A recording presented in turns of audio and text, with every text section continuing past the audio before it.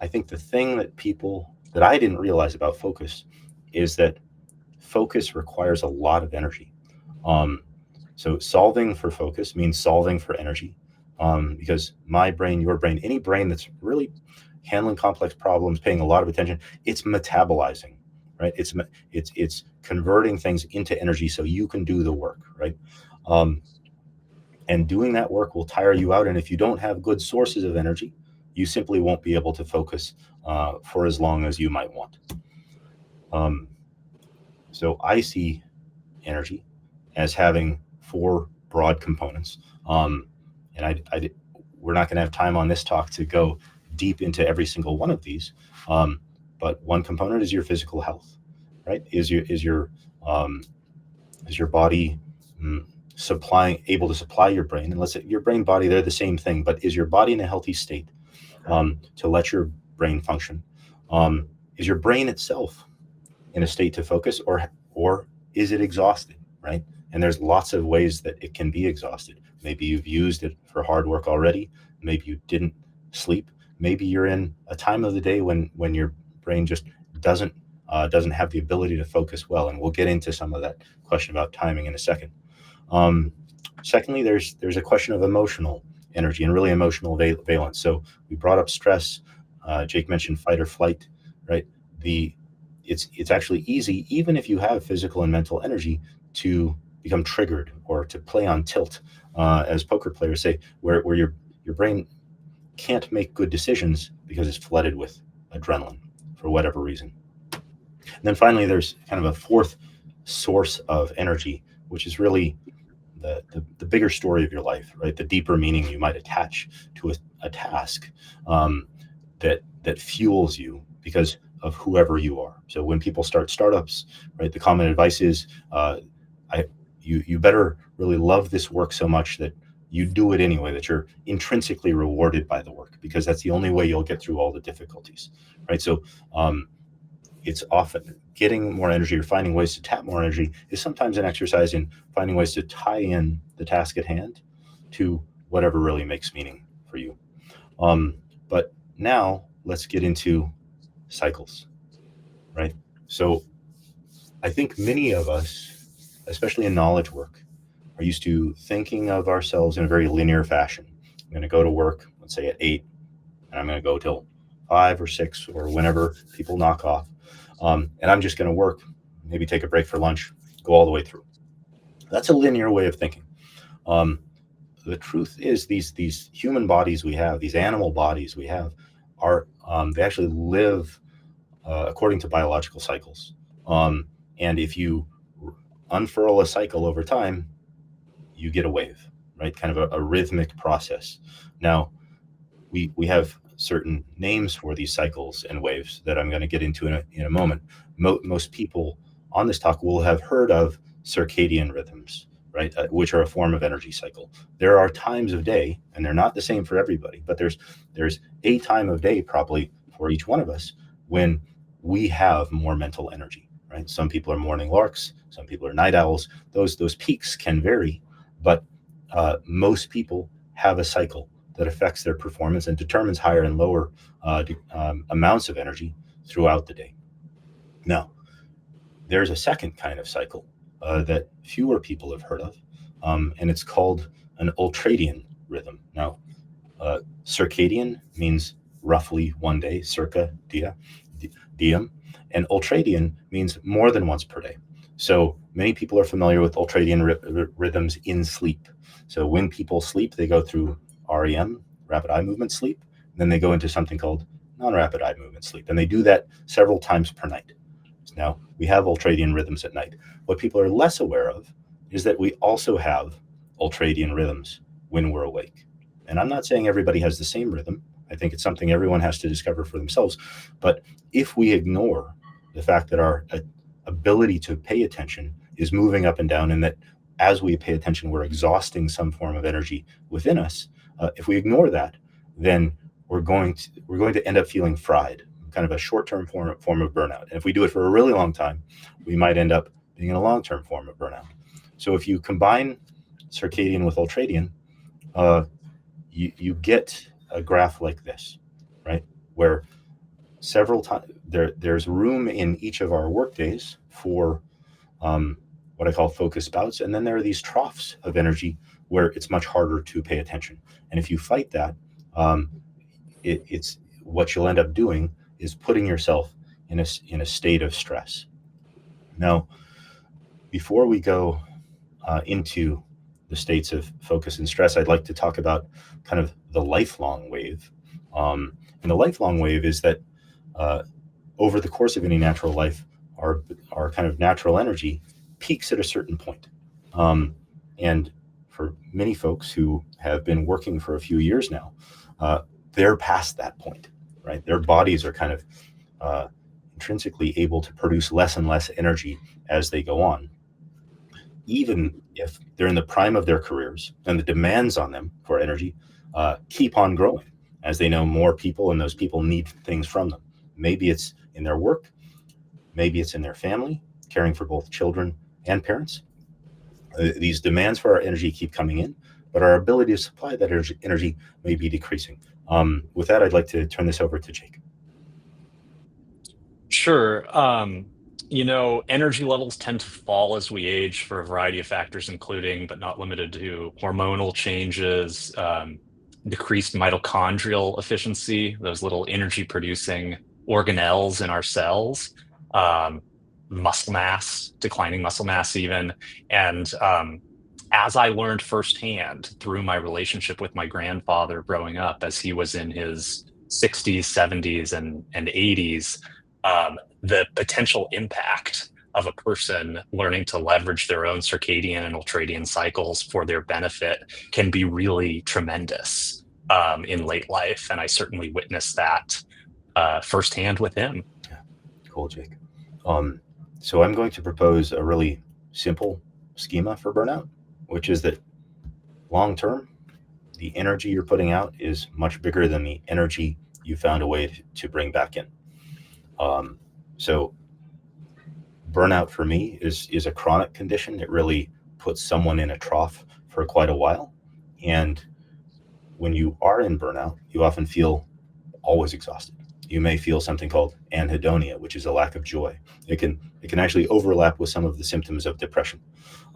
So that lack of joy and maybe a lack of motivation or sense of purpose isn't necessarily because your work is less meaningful or you care less about your family. It's really that you've just spent what you had, right? And so, in this talk about how we find focus and the underlying problem of how we find energy so that we can focus, it's really the premise and maybe the repercussion of it is getting out of burnout is a way to get back to motivation, joy, meaning, as well as the best work you can do.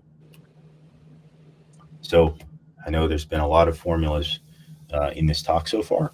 Uh, I'm going to say focus is equal to the energy you have from all those four sources minus distraction, minus the pathologies that arise from, say, our digital lives, right? So it's not either or. It's you don't get focus if you eliminate distraction, and you don't get focus if you find energy. You get focus if you find energy and eliminate distraction. And the amount of focus you have is going to vary according to your ability to do those two things at once.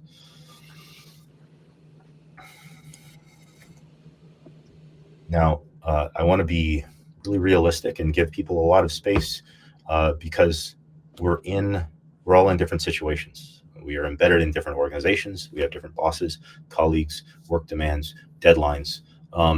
Some things that distract and interrupt us are outside of our control. And I don't want to blame anyone for that or say this is all on you. Uh, I want to say um, there are organizational configurations that tend to distract us, and there are reasons for that.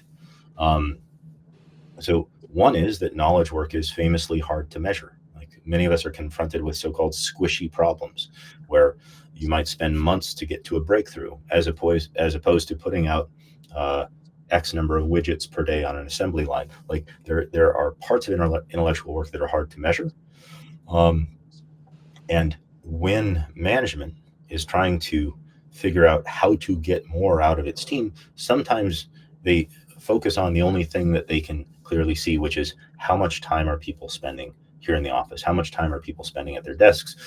Or if they're remote, how available are they to respond to Slack and email, right? These are things that are easy to measure, but to the extent that we just spend more time on tasks at the expense of any other activity, we're on a road to burnout.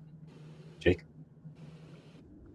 Yeah, and along those lines, when we spend a lot of time in and around work cultures that promote values like working as much as possible, working the longest hours to get the most done, it can be hard not to internalize those values and that way of thinking about work and measuring work.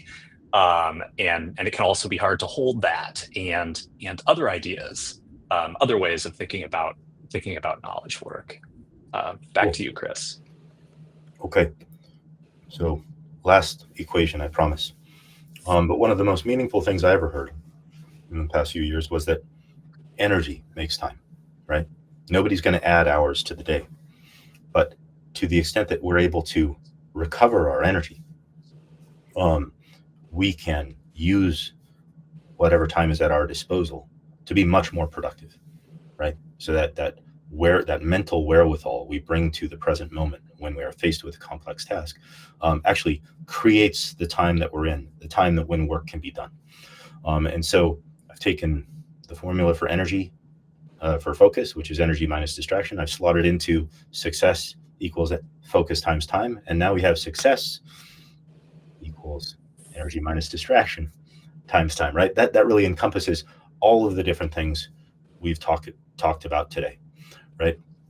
We have the set amount of time, can't control it too much. Obviously, we need to make time for the things we care about. But after we block that time, it's really a matter of controlling the exocortex of our devices so that they're distracting us as little as possible from our priorities, and then finding ways to fill up our well of energy in various dimensions to bring everything we've got to the task we care about. So I guess if I could sum up this talk, it's really that energy makes focus, and that's why we're talking about energy as in the second half of this talk. And this energy actually has a physical expression that Jake is much more adept at speaking about than me. I will say on a high level, you've got dopamine, the molecule of more. It's what makes us crave. It's part of our motivation. You've got adrenaline, kind of the shock when you might lose your balance or watch something falling, right? Your brain floods with a new alertness, makes you really there. And then you've got acetylcholine, which people get from exercise and many other activities, which helps you remember to stay on task, to remember the goal, even when you're going through nested problems to solve that goal. And with that, I'll hand it over to Jake. Wow, Chris, I think that's a pretty solid start to our intro neurobiology, neurophysiology class for today. I know, I suspect others might agree, but that's a great description of some of the key neurotransmitters involved. And for the uninitiated, neurotransmitters, simply speaking, are chemical compounds that neurons or brain cells release and receive into these synapses, areas between them and the brain, to communicate with each other to allow the brain to function. And so these are some of the neurotransmitters that are being released and pulled in by neurons in these complex patterns of interaction that allow us to focus. And if we move on to the next slide there, Chris, thanks so much. You can see a slice of the brain. So this is the inside of the right hemisphere of a person's brain. So the left side, the left hemisphere has been removed, and we're looking here at the internal cortex and subcortical structures that have been divided in half.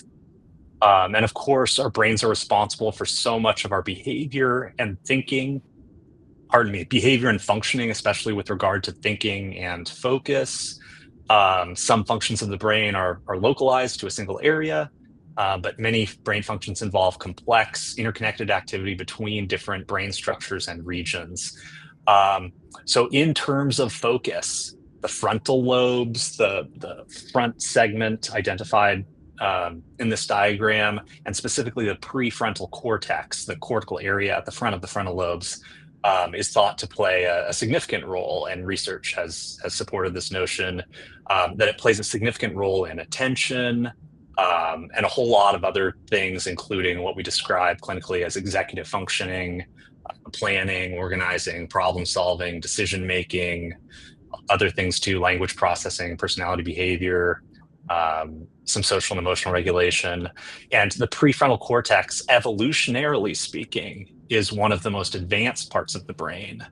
And it's also one of the quickest to go offline, particularly when we are compromised or in some way or another, or not taking good care of ourselves. So the too long didn't read. There's a ton going on neuroanatomically here that allows us to focus. A lot of that activity is in the prefrontal cortex, but there's other more distributed activity involved as well. Thanks, Chris. You bet. And this one's me too. This is an amazing reference. So the Yerkes-Dodson law was identified in a 1908 study called The Relation of Strength of Stimulus to Rapidity of Habit Formation. And this is a very simple model that describes the relationship between arousal or stress and performance. And this speaks to the notion that Chris and I have already identified at a couple points in the presentation as, in the bottom left-hand corner, where there is no arousal or no stress, performance is weak. And this has played out to be true in certain types of tasks more than others.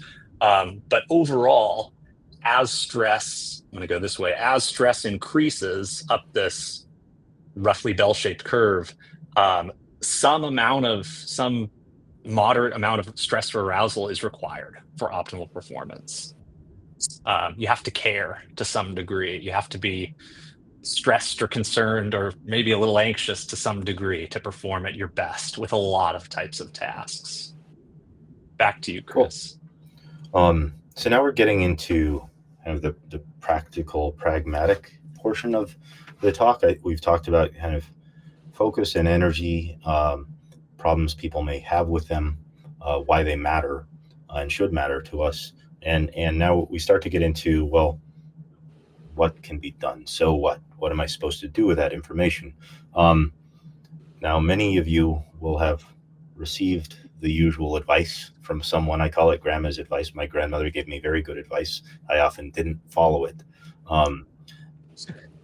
Around physical energy, especially, it's easy to neglect the basic things. And even beyond neglect, it's easy to run into constraints that really disrupt these basic things in our lives. Anyone who's had a young child knows that there are a couple of years where you sleep a lot less.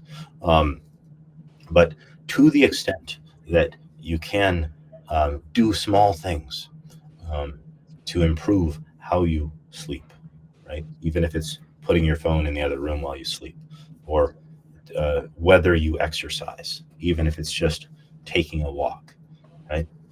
Or what you eat, or whether you hydrate, like an extra glass of water. All of those things actually can have a very large effect on the amount of energy you bring to the complex tasks that confront you. We've covered some of the things you can do around mental energy with digital hygiene. In that chart on ultradian rhythms, what I was really describing was a pattern of focus bouts of, say, 60 to 90 minutes, where you're really giving yourself to a task and then stepping away and maybe taking a little walk, maybe going to grab a coffee, maybe playing a game of Sudoku on your phone, or juggling, or some rote, engaging but unchallenging task that hopefully doesn't involve doom scrolling. But there are things you can do in those recovery bouts for 10, 15 minutes that will allow you to return fresh for another focus bout where you can really handle something complex. Emotional energy, connecting with people, maybe again avoiding news that you think is going to trigger you if you're right before you're going into a task that requires a lot of mental wherewithal, so you can avoid that fight or flight. You can avoid playing on tilt. These are little tricks you can do to kind of bring yourself to a task and do your best work. I'll take it one step further. The idea with these focus bouts and recovery periods is that even though your brain isn't a muscle, you should treat it like a muscle, right? Now, athletes, whether they're competing in grade school or high school or really in championships, they're resting their muscles between bouts of exertion, right? So if you look at tennis players, they're playing very intensely, and then they're shaking it off for 10 to 15 seconds to bring their heart rates down, right? That's happening at Wimbledon. Athletes in every sport, they're relaxing when they're not when they don't have to actively play. Now, knowledge workers don't really do that. It's kind of like it's game time all the time when you're a knowledge worker, and unfortunately, that that is a set of assumptions or an approach to work that really easily burns people out. So, just to supply a visual, you can kind of think about your energetic states as being of four types. You've got high energy and low energy on the one hand, and you've got positive valence and negative valence on the other hand. Now, what we want to do is make sure you get several great focus bouts per day. I think if a knowledge worker can get 3, maybe 4 great focus bouts per day of an hour and a half, they're already ahead of the curve. How do you get there? Well, if you come to work energized, and if you come to work having slept, and if you avoid being triggered, and if you avoid distractions, you could get that focus bout. And at the end of the focus bout, you might want to move down into the low energy but positive, so engaged in something, right, but not expending a ton of energy. And if you don't do that, instead of oscillating between high positive and low positive, you're very likely to go over from high positive to high negative. The deadline's on. I got to get it over the line today. Somebody's shouting at me, right? Now, there are moments in life, none of us can avoid a few of those high negative situations, but if you are there long term, and I have lived this both in startups and in the news, you end up in low negative, meaning you spent all your energy. There's still a lot of stress, and pretty soon you're wondering, what am I doing here? So what this really brings us to put a fine point on it, is how do you build habits to make sure that you grab back energy while you can, whether it's sleeping or exercising, eating, hydrating, finding recovery bouts, so that you can bring it back to succeeding at the things you care about, right? And the biggest thing that I've learned about building new habits comes from a guy named BJ Fogg, who wrote a great book called Tiny Habits. And the number one thing is you have to start very small, right? So it's easy to motivate oneself with grandiose visions of joining the gym and going every day, which people do at New Year's. And it's easy not to do that over the course of the year because motivation is not reliable. But if you make a habit small, like putting an empty glass near the sink for when you get up in the morning, filling it up with water and drinking that, and automatically doubling your hydration every day, that might make you feel different. And it's not hard to do.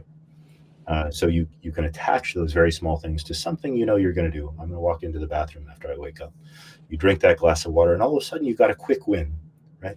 So you start small, you attach it to an existing behavior, you get a quick win that fuels your energy level and maybe your confidence level that you can do other things to alter your life in very small ways that lead to greater energy cumulatively over time. And so that's what I call the flywheel. That flywheel of small habits, so small that it's indisputable that they're possible, which taken together are like compound interest, that it can lead to enormous results. And the main result being, wow, I'm able to do my best work day after day.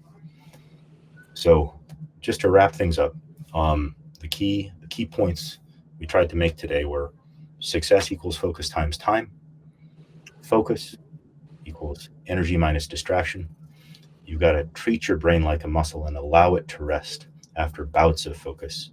You can limit distractions by controlling your devices to increase that focus. And there are many small habits you can do to increase your energy. So I'd like to leave all of you with a request. And their request is that you consider some of the sources of energy and also sources of distraction, and think of very small things you can do to either increase your energy or limit distraction in ways that are kind of easily doable now, attachable to other routines you have in your life, and then just see if that's a win for you. See how that feels. All right, and that's our talk. So with that, I'll just say thank you everyone for attending and turn it over to Jake. Yeah, I echo that. It's been so great to have you all join us today. I really appreciate you attending this talk on focus. It's been a pleasure to share. And of course, if you have follow-up questions that you'd like to ask now, you're welcome to. I believe we have a few more minutes, or we can run a few minutes late if you'd like to pop those in the chat. And if you'd like to get in touch with us and ask more questions about focus and how you might improve your focus, you're more than welcome to email me directly at drjacob@stoked.live. And I'm happy to follow up with you there or point you in the right direction. Are there any questions from our participants today, Brian? Thank you, Dr. Jake. Lots of wonderful hellos and glad to be here. I think there's so much in-depth, really substantial information that the two of you have gone through. Myself, like graduate degree in neuroscience, and I'm taking it in, and I just need to have it settle because there's so much that's relevant to our daily life. Just great talk, you know. I look forward to more, but we'll have to see. We can get you guys back on soon to continue. But I think I think you definitely covered a lot. One thing that I would recommend, just since I have the voice right now, is everyone, this is all going to be replayed in your feed in a future replay. And when you do see it, add to the comments. Ask us the questions. Think about this overnight. Try to implement even those small daily habits and tie them with your work life, and let us know how are things going. I want to hear about you. I want to hear real life examples. So we look forward to hearing your talks. But that's it for chats. How do you feel? Excellent. Great. And just to echo that sentiment, Brian, yes, please engage with us. We love it. We're on LinkedIn. You can find our stoked.live consulting page there. And we're happy to engage. I think this might be where we leave it, folks. Great. Fantastic. Thank you both. Everyone will tune in 2 weeks. We're going to have Maya Joshua and Kelly Whittlesby give a talk on pain management. We have an occupational therapist and an acupuncturist in the house giving you great advice. 2 weeks from today at 1 p.m. Pacific time. We look forward to seeing you then. Have a great day and have fun. I have to say that. Take care. Thank you both.